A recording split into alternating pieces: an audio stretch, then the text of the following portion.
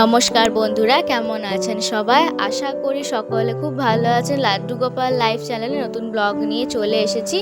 আজ রাখি, তাই গোপলুদেরকে ফুল ফল মিষ্টি দিয়ে ওদেরকে রাখি সাজিয়েছি। এবারে ওদেরকে রাখি বাঁধবো আমি। তো চলুন এবারে ওদেরকে রাখি বেঁধে দিই।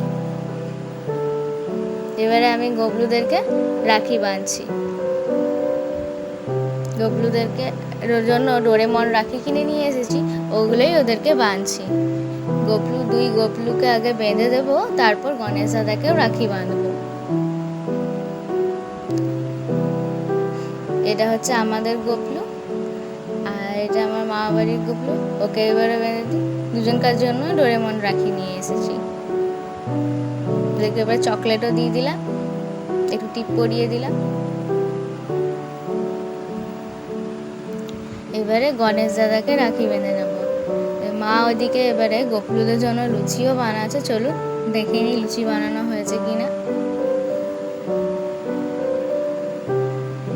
এই যে মা এদিকে গোপলুদের জন্য লুচি বানাচ্ছে। লুচি বানানো প্রায় হয়েই এসেছে। মায়ের লুচি বানানো হয়ে গেলে গোপলুদেরকে এবারে খেতে দেওয়া হবে। এরকম লুচি ভাজাও হয়ে গেছে।